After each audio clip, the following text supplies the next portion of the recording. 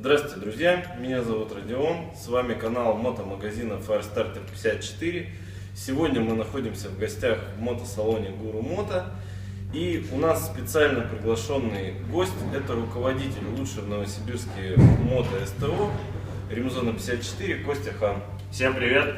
И тема нашей сегодняшней встречи это обсуждение выбора масла для мотоцикла.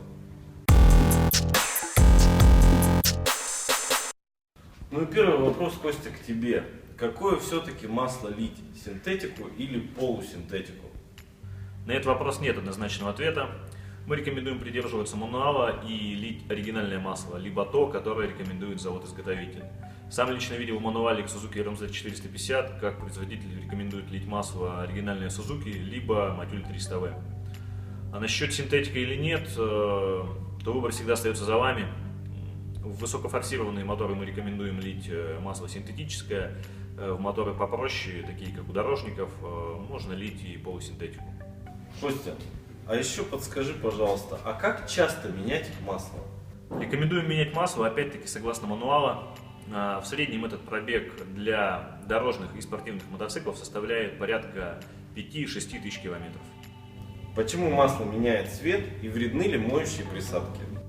Масло со временем как раз темнеет, потому что в нем содержатся присадки моющие. Это абсолютно не вредная вещь, наоборот, таки полезная. Они отмывают весь нагар в двигателе, который скопился там ранее. И ничего страшного нет в том, что вы поменяли масло, и через 200-300 километров оно потемнело. Это абсолютно нормальное явление, масло работает, не надо на этот счет париться. Ну а менять его, соответственно, надо так, как написано в мануале, то есть по цвету нельзя определить, что оно уже мертвое, либо еще походит. Это на самом деле очень субъективное мнение будет, если вы поменяете масло по его цвету. Нет ничего плохого в том, что оно темное.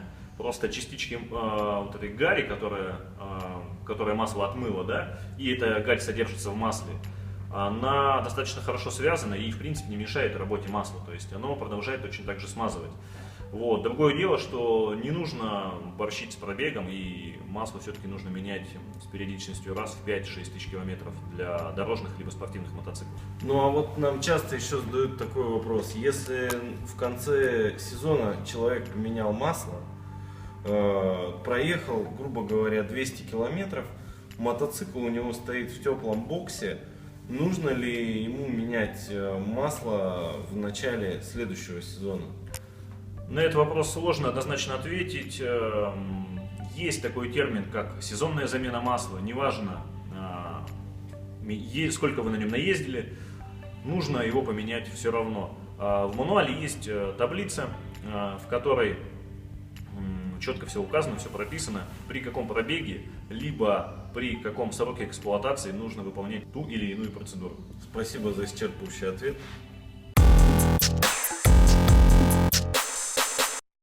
Ну, часто возникает вопрос, какой же все-таки вязкости масла нужно лить в мотоцикл? Здесь мудрить не стоит, нужно заливать масло той вязкости, которую рекомендует завод-изготовитель. Но бывают исключения, когда вы, может быть, собираетесь поехать на трек или еще куда-нибудь втопить так как следует. Тогда можно залить масло погуще, то есть, например, не 10-40, а 20-50, например. Ну и ты у меня украл вопрос. Я у тебя как раз и хотел спросить, как зависит вязкость масла от условий эксплуатации мотоцикла. Я только что на него ответил, поэтому зачем? Ну и самый интересный вопрос напоследок. Почему, собственно, падает уровень масла? Куда оно девается? Причин здесь может быть как минимум две. Это либо утечка масла, либо жор масла. То есть, прежде чем списывать свой двигатель со счетов, посмотрите, нет ли течи масла, лужи под мотоциклом, когда вы его вставляете на ночь. Вот. Первым делом нужно устранить течи. Если это не помогает, и он все равно расходует масло, то тут причины, собственно, тоже две. Это либо колпачки маслосъемные, либо кольца. Сначала хронология действий такая. Сначала у нас начинают дубеть колпачки, пропускают масло в камеру сгорания. Оно там сгорает, коксуется.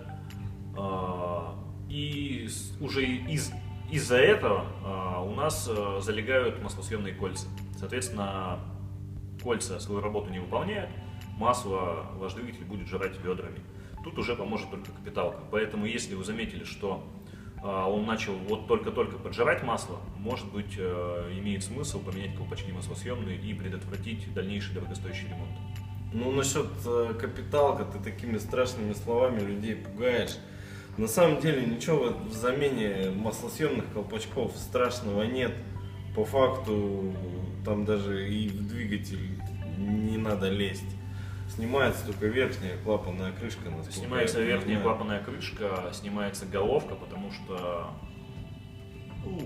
менять колпачки без снятия головки это все неправильно, потому что у тебя клапан может упасть вниз, колпачок ты нормально не поменяешь, поэтому снимается голова, меняется прокладка клапанной крышки, ну и может быть еще прокладка свечных колодцев. То есть, процедура несложная, но выполнять ее нужно своевременно. Ну и по запчастям, опять же, эта процедура также недорогостоящая. Нет, колпачки стоят порядка 4000 рублей.